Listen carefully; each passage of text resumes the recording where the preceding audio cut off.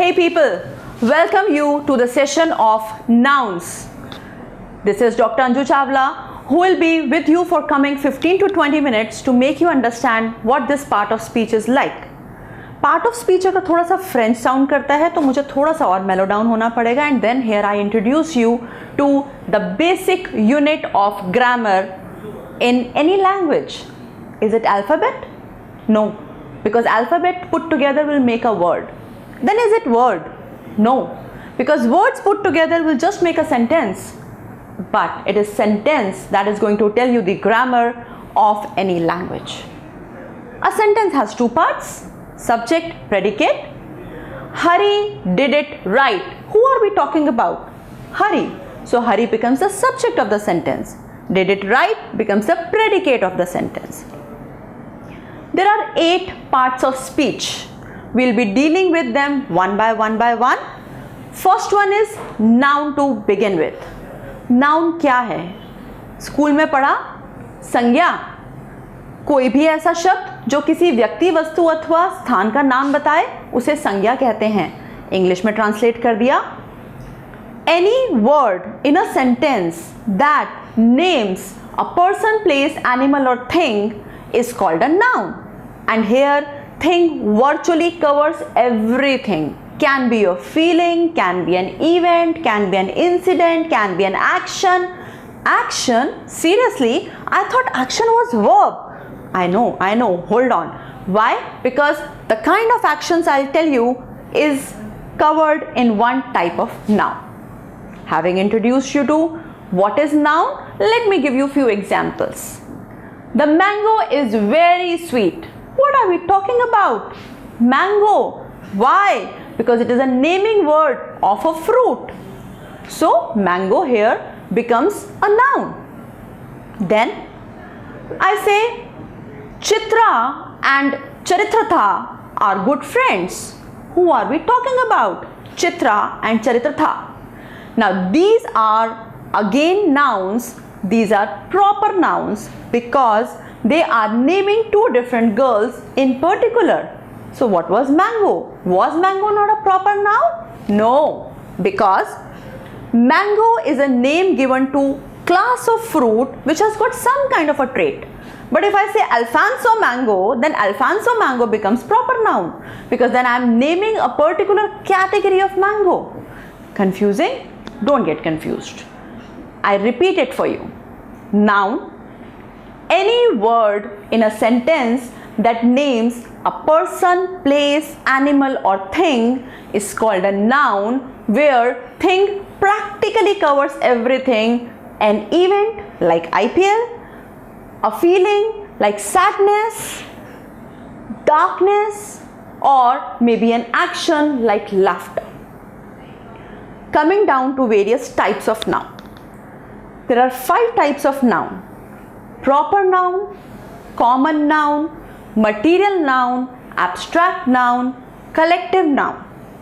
I will run you through all these 5 types of noun one by one and will also share the example for the same and the salient feature of their usage.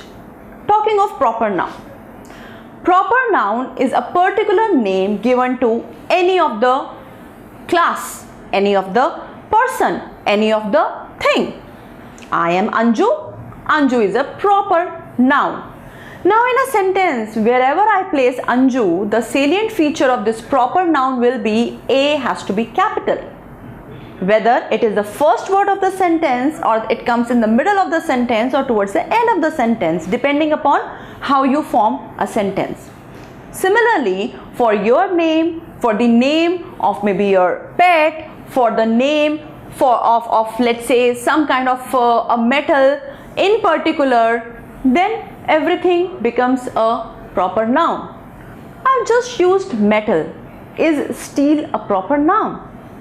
Well, yes, because metal is a common noun which is a name given to everything and anything perhaps which is a little sonorous, has got some kind of a ductile strength, has got some kind of a tensile strength, so on and so forth.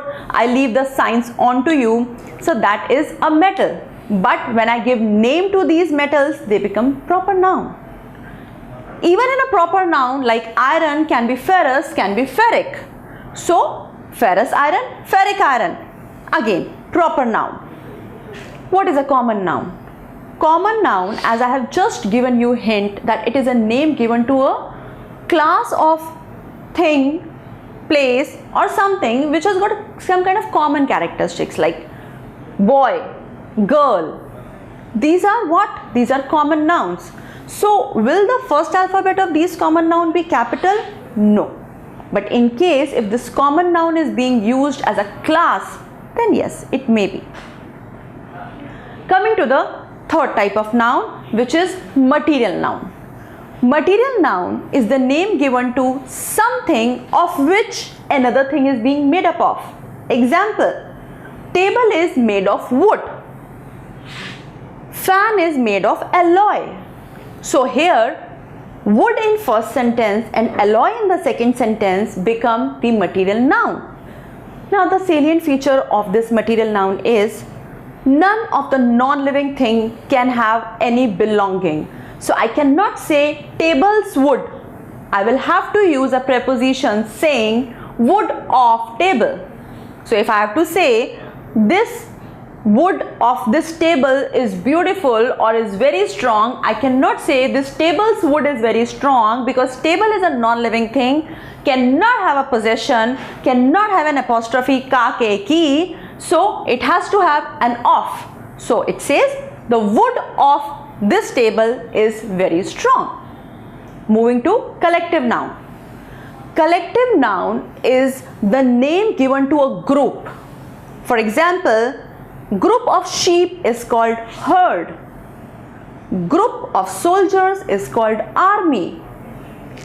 Similarly, group of different things will be given different names. Group of fish is a shoal. Now the salient feature of collective noun. Jury is a collective noun given to group of judges. So if they come up with one single judgment, they are treated as singular. And now let's say in Indian Idol season so and so, you come up with the one result, the jury members have agreed to it. So what you say, jury has come out with its judgment. But if the jury is divided, that means now the people, the persons of this particular group are getting divided. So what happens? Now we treat the same collective noun with a plural angle. The judges or the jury are divided in their opinion.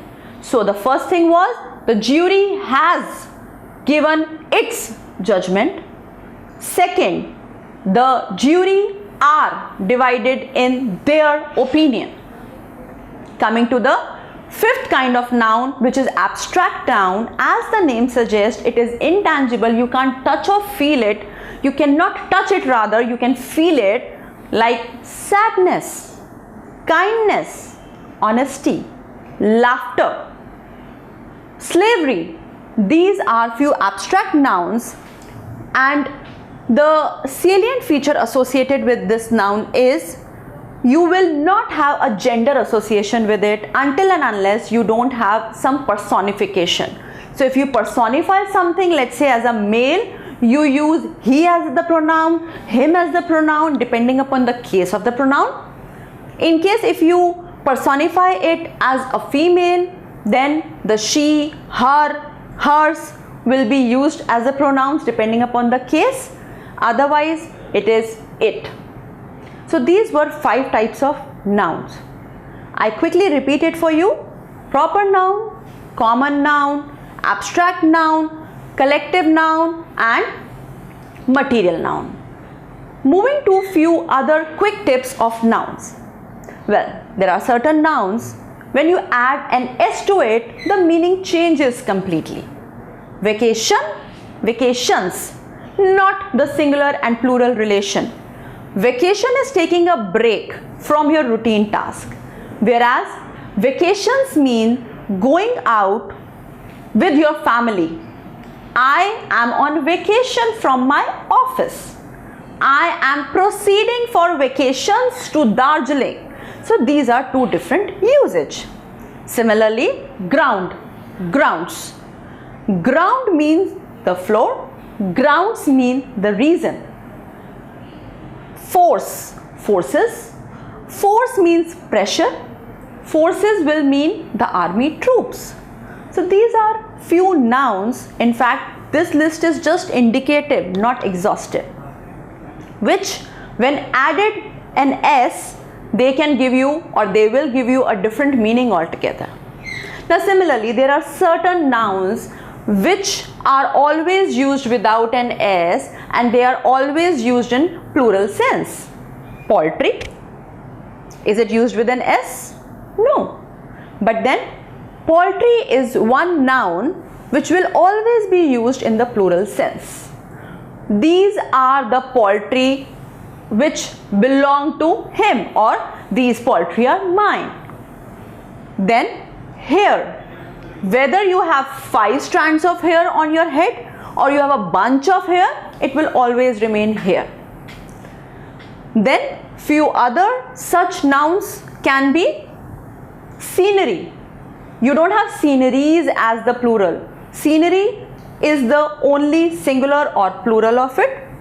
Cattle will always be used as cattle, not as cattles.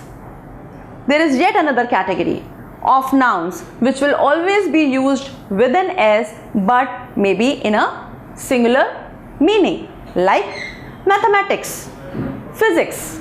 You cannot do anything about the S here because it is named such. Then there are certain things, instruments, or the garments that we wear which are like in pairs. Things, for example, tongs, you have it in pairs. The blade is in pairs. So you always say tongs. You don't say tong. Do you?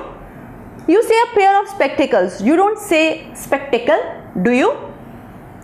You always say scissors. A pair of scissors. You don't say scissor. Do you? So these are certain nouns which will always be used with an S for a very simple reason that they are in pairs. Trousers in pairs.